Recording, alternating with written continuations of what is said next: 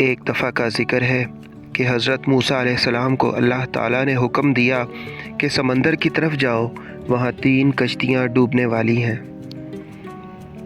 حضرت موسیٰ علیہ السلام فوری حکم الہی کی تعمیل کرتے ہوئے سمندر کی جانب چل دیے۔ ساحل پرسکون تھا۔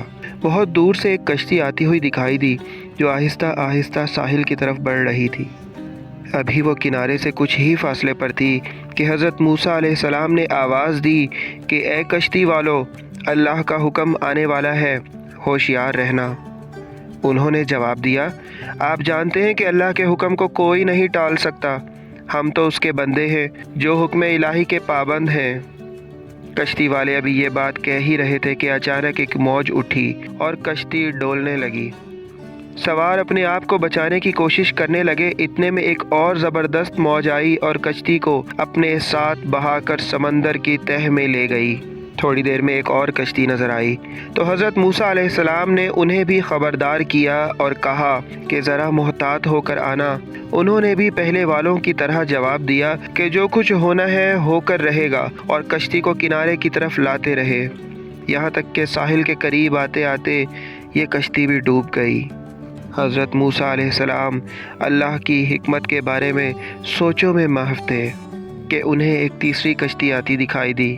آپ نے حسب سابق اس کشتی والوں کو بھی نصیحت کی کہ دیکھو، اللہ کا حکم آنے والا ہے، اپنے گناہوں کی معافی مانگتے ہوئے ذرا محتاط ہو کر آؤ۔ انہوں نے جواب میں کہا کہ اے اللہ کے نبی، جس طرح آپ سچے ہیں اس طرح اللہ کا حکم بھی اٹل ہے، اسے کوئی نہیں بدل سکتا، لیکن اللہ کی رحمت بھی تو ہے، ہم اس کی رحمت سے کیوں مایوس ہوں؟ لہٰذا ہم اللہ کی رحمت پر بھروسہ کر کے آ رہے ہیں، اور وہ اپنی رحمت کے صدقے میں ہمیں ضرور امن و سلامتی کے ساتھ کنارے پر پہنچا دے گا۔ کشتی والوں کا یہ جواب سن کر حضرت موسیٰ علیہ السلام خاموش ہو گئے۔ جب کشتی باحفاظت کنارے پر آ لگی تو اللہ کے پیغمبر سوچنے لگے کہ اللہ نے 3 کشتیاں ڈوبنے کا فرمایا تھا، 2 تو ڈوب گئیں، لیکن تیسری سلامتی کے ساتھ کنارے پر آ لگی ہے، یہ کیسے بچ گئی؟ ارشاد باری تعالیٰ ہوا کہ اے موسیٰ، آپ نے سنا نہیں کہ تیسری کشتی والوں نے کیا کہا؟